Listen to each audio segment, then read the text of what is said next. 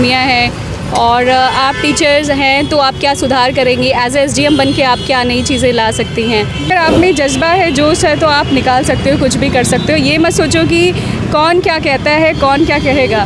तो अगर UPPCS में डेली क्वेश्चंस आ रहे हैं तो अभी से ही आप डेली, वो लोग 20 क्वेश्चन रोज़ डालते हैं, तो आप अभी से फॉलो करो और उसे देखो कि क्या नया क्या आ रहा है। तो इससे बेस्ट स्ट्रेटजी है कि जो भी क्वेश्चंस आए हैं आप घटना चक्र फॉलो कर सकते हैं।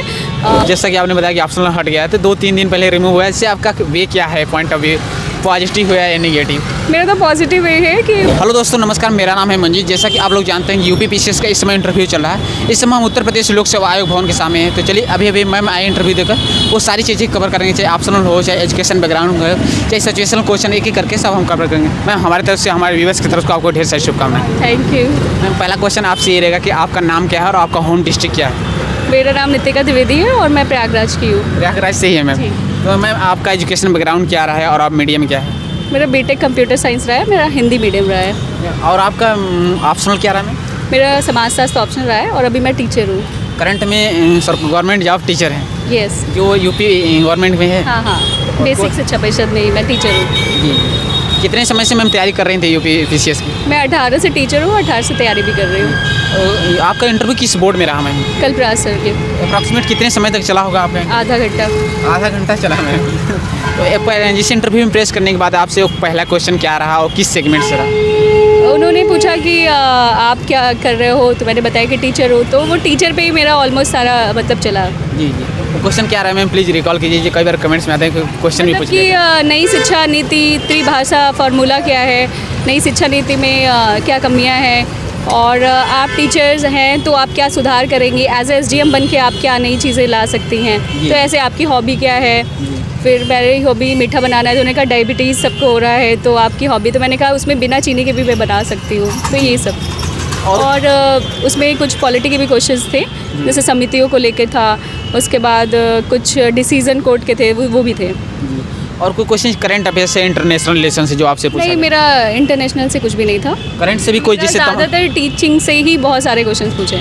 और कोई जिससे सिचुएशनल क्वेश्चन जैसे SDM बनाकर DSP बनाकर आपसे? नहीं, उन्होंने कहा कि SDM अगर आप बन जाती है तो आप शिक्षा विभाग में क्या सुधार लाएंगी, जो अभी तक नहीं हुआ है। तो आपका पॉइंट ऑफ व्यू क्या रहा है मैम, प्लीज़? मैंने ये कहा कि मैं एक इंडियन एजुकेशन सिस्टम लाना चाहूँगी, सर्विसेज लाना चाहूँगी, जो कि जैसे कि क्या है कि अभी IAS है, IPS है, लेकिन IES इंडियन एजुकेशन सर्विसेज नहीं है, तो मैं इस पे जोर दी।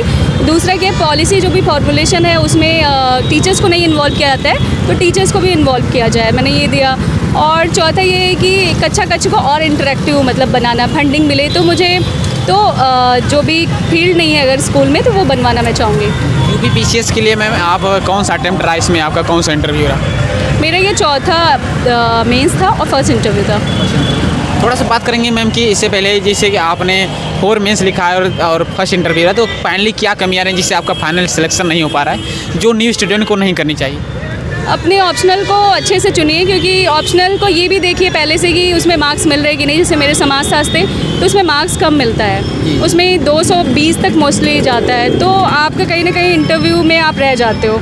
तो इसलिए आप हमेशा ये देखिए कि आपका सब्जेक्ट, ऑप्शनल बहुत मैटर करता है। हालांकि अब ऑप्शनल हट गया है तो कोई चिंता ही नहीं है, अब मेरा ऑप्शनल ही कम रहता था। जी, थोड़ा सा बात करें अब आप, जैसा कि आपने बताया कि ऑप्शनल हट गया है, तो 2-3 दिन पहले रिमूव हुआ है, इससे आपका वे क्या है, पॉइंट ऑफ व्यू, पॉजिटिव हुआ या नेगेटिव? मेरा तो पॉजिटिव वे है क्योंकि उत्तर प्रदेश के युवाओं को ज़्यादा मौका मिलेगा, और जाहिर सी बात है कि अगर आप उत्तर प्रदेश में कार्य कर रहे हो तो उत्तर प्रदेश के बारे में जानना चाहिए, और ये मेरे लिए बहुत अच्छा। और हिंदी मीडियम मेरा रहा है, तो हिंदी मीडियम के बच्चों के लिए और ख़ासकर प्रयागराज जैसे यहाँ के बच्चों के लिए बहुत ही अच्छा अपॉर्चुनिटी है कि इसमें। मैम प्रीलिम्स का एग्जाम होने वाला है, जैसे मई में 14 मई को UPPCS का, तो प्रीलिम्स के लिए कुछ बेस्ट स्ट्रेटजी बताइए जिससे सिलेक्शन और प्रीलिम्स क्वालिफाई हो सके। इसमें बेस्ट स्ट्रेटजी है कि जो भी क्वेश्चंस आए हैं आप घटना चक्र फॉलो कर सकते हैं।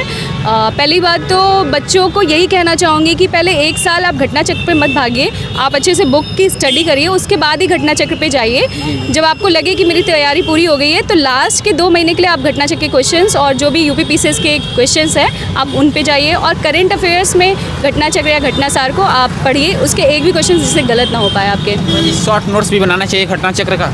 हाँ, शॉर्ट नोट्स बनाना चाहिए, आपको लगे कि क्या भूल रहे हो पूरा, क्योंकि लास्ट मोमेंट पे हम रिवाइज नहीं, बहुत मोटी होती है तो लास्ट में क्या होता है रिवीजन नहीं हो पाता है, तो आप नोट्स बनाइए। आपका मीडियम मैम हिंदी रहा है तो प्लीज़ बताइए कि हिंदी मीडियम के छात्रों के लिए सी सेट के लिए बहुत ज़्यादा प्रॉब्लम होता है। सी सेट कैसे अपने आप को प्रिपेयर करते हैं? सी सेट अगर आप प्रयागराज से हो तो आपको हिंदी तो आनी ही चाहिए, क्योंकि देखिए हिंदी भी मेंस में भी है। तो आप हिंदी और इंग्लिश अगर आपकी ठीक ठाक है और रीजनिंग भी ठीक है तो आप सी सेट निकाल सकते हो। जी।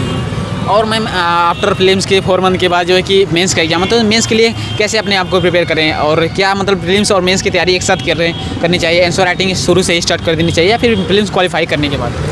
देखिए आंसर राइटिंग तुरंत तो नहीं करनी चाहिए, जब तक आपको थोड़ा नॉलेज हो जाए बुक्स की। तो आप प्रीलिम्स और मेंस साथ में ही होती है तैयारी। तो आप अगर अच्छी स्टैंडर्ड बुक पढ़ते हो तो आपकी उसी समय मेंस की तैयारी भी हो जाती है। और रही बात लास्ट के, जब आपका 1 महीने बचे तो आपको फैक्चुअल डेटा देखना चाहिए।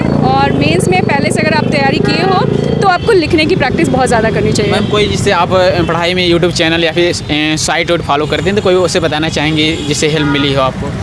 हाँ, दृष्टि IAS की आप एडिटोरियल देख सकते हो और जयो का करंट अफेयर्स देख सकते हो। अगर UPPCS में डेली क्वेश्चंस आ रहे हैं तो अभी से ही आप डेली, वो लोग 20 क्वेश्चन रोज़ डालते हैं, तो आप अभी से फॉलो करो और उसे देखो कि क्या नया क्या आ रहा है। तो इससे आपके करंट अफेयर्स तैयार हो जाते हैं डेली।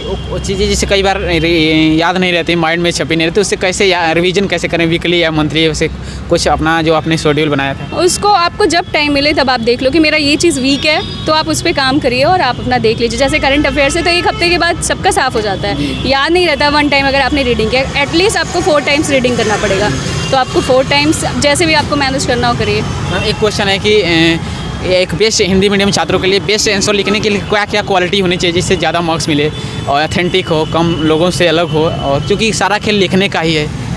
देखिए कंटेंट आपको इंग्लिश मीडियम, हिंदी मीडियम सब में आजकल मिल रहा है, तो आप फोकस करिए कि आपकी बहुत अच्छा आप लिखिए, कंटेंट के साथ लिखे, इंटरनेशनल एग्जाम्पल्स दें। और हर जगह GS वर्ड के वो लोग क्वेश्चन पेपर्स निकालते हैं जिसमें आंसर्स भी दिए रहते हैं, तो आप उन्हें फॉलो कर सकते हैं। दृष्टि IAS का भी रहता है, तो आपको टेस्ट सीरीज ज़रूर लगाना चाहिए और उसमें अच्छा खासा आपको नॉलेज मिल जाएगा। और बहुत कंटेंट में मत भारिए, 1 या 2 ही यूज़ करिए और जिससे कि आपका चयन हो जाए।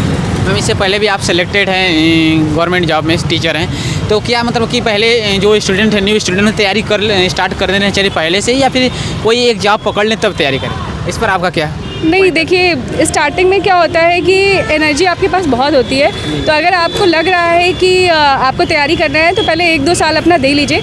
लेकिन अगर लग रहा है कि आपको फाइनेंशियल इंडिपेंडेंट घर से पैसे नहीं लेना है तो आप साइड में एक जॉब कर सकते हो। एक लास्ट क्वेश्चन है कि कोई भी मोटिवेशन लाइनें, इंस्पिरेशन लाइनें और न्यू स्टूडेंट के क्या सजेशन देना चाहते हैं? यही है कि अगर आप में जज्बा है, जोश है, तो आप निकाल सकते हो, कुछ भी कर सकते हो। ये मत सोचो कि कौन क्या कहता है, कौन क्या कहेगा, आपको बस यही सोचना है कि हम क्या कर सकते हैं। Thank you ma'am, all the best. किस बार SDM थैंक यू। मैम